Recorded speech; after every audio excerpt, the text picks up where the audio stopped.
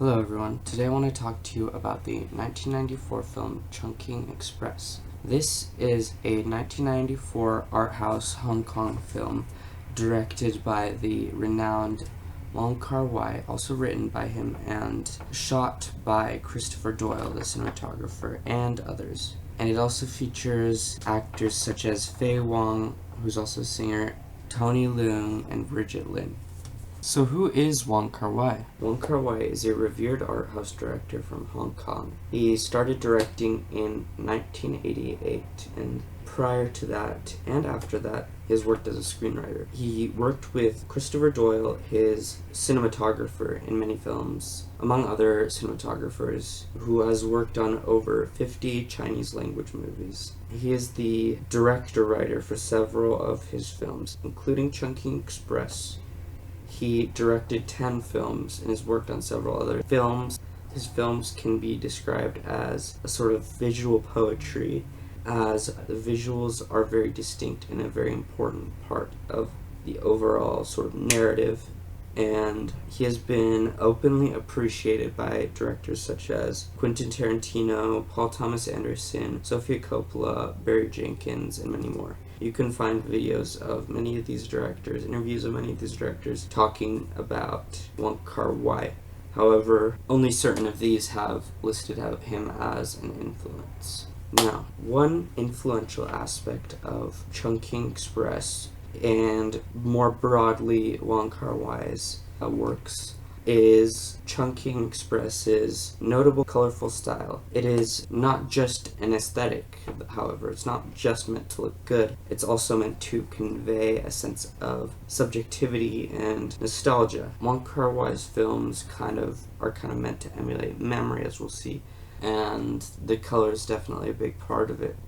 These films are set in Hong Kong, and Hong Kong's a very urban area with lots of colors at night and lots of neon, so a very sensorially influential part of the city, I guess. And his stills from his films are often used as sort of aesthetic photos for various purposes on social media. You might see them with some of the quotes from the movies, or you might see them as profile pictures, or as just pictures of any sort as a background maybe. Point is, he's a really good visual director, and so much so that many people treat his stills as pictures on their own.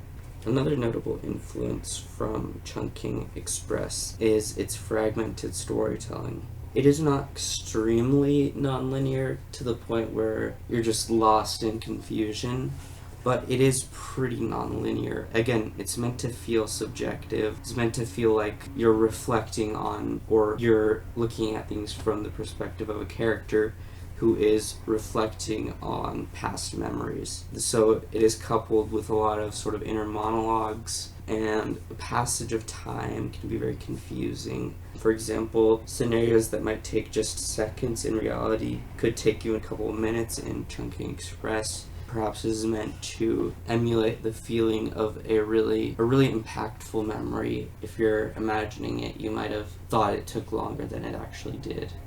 So one example of a movie not influenced by Chungking Express directly, but influenced by another film by Wong Kar-wai, In the Mood for Love, at least in terms of listed influences, is the film Everything Everywhere All at Once. This film features complex layered narratives similar to Wong Kar-wai's films, including Chungking Express and In the Mood for Love, and a similar visual style to, say, Chungking Express, and a very introspective nature. And as you know, this film has multiple universes within it, or many. And in the universe where Evelyn and Waymond aren't married, it was listed that the visual style is directly inspired by In the Mood for Love, the 2004 film by Wong Kar-wai, another very influential film by him.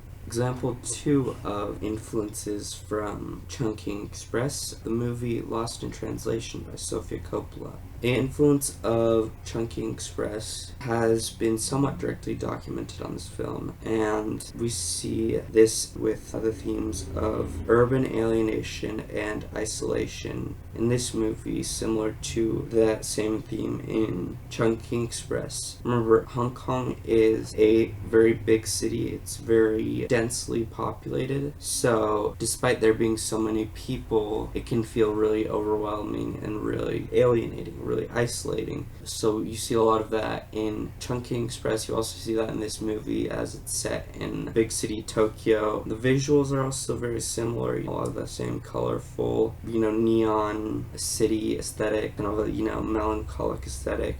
And it explores a lot of themes of romance, longing, whatnot, similar to that of Chungking Express and otherwise, because this film features Bill Murray, who's essentially in love with another girl. He is married, but he doesn't ever get with this other girl, and it's just, there's a strong sense of romance and longing in this. And in Chungking Express, which is about different breakups and also one instance of a couple almost getting together but the girl bailing.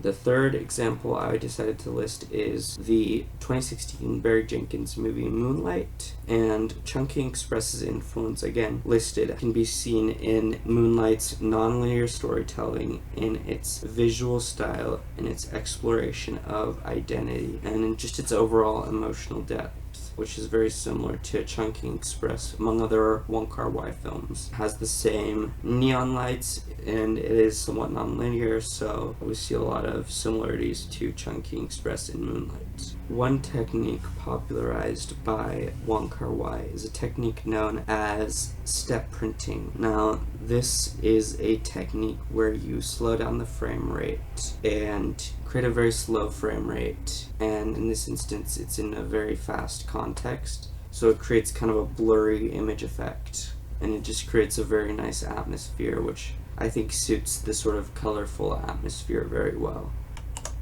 Another element in Chungking Express and other Wong Kar-wai films is, while Wong Kar-wai is known heavily as an auteur, and he is because he has very distinct thing going for all his films, he also gives his cast a lot of freedom, unlike what a lot of auteur directors do. He often is said to not explain his story to the actors. Some people even say he doesn't write a script. I don't know if that's true or not, but he definitely allowed for a lot of improvisation with his cast, with his actors and whatnot, and he allowed them to sort of develop their own characters, which I think is pretty awesome.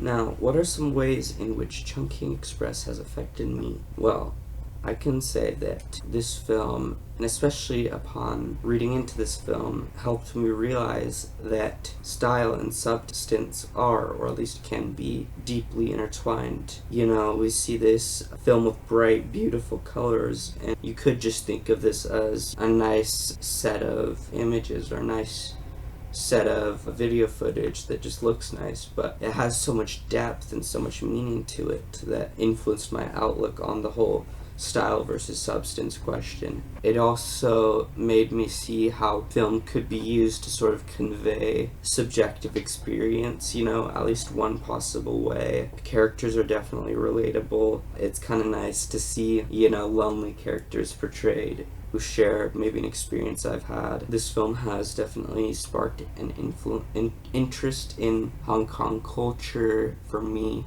The narration was done in a way that I really hadn't seen before, and I really liked it. It was said to be inspired by Haruki Murakami, a big influence on Wong Kar-wai, who's an author who I love, and so I'm glad he could kind of adapt that to the screen, adapt, beautiful things from Haruki Murakami. And also, finally, this is a very small thing, but green is my favorite color, and Wong Kar-wai's films have a lot of green, so I just love looking at them. Even though, very meaningful, style is very meaningful, I still love looking at all the bright green and stuff. So, some conclusions. Chungking Express and Wong Kar-wai's other films have a very distinct style, but by no means do they lack substance. In fact, the substance is often used to inform the style. Chungking Express has a sort of subjective realism and sort of stream of consciousness nature, and this can make it very confusing at times with the strange non-linear passage of time, though he is not the first to do this. Christopher Doyle is another very important character in our story of Chungking Express. How it was made, his cinematography is very important. He's not the only cinematographer, there were others, but he is the most notable cinematographer that Wong Kar-wai works with, as he's directed over 50 Chinese language films. Wong Kar-wai has been influential for several people, including, sort of internet aesthetes and film nerds, and other art house directors as well, and he can be seen as sort of an anti-auteur, despite being often listed as an auteur, and I think both labels suit him well, because,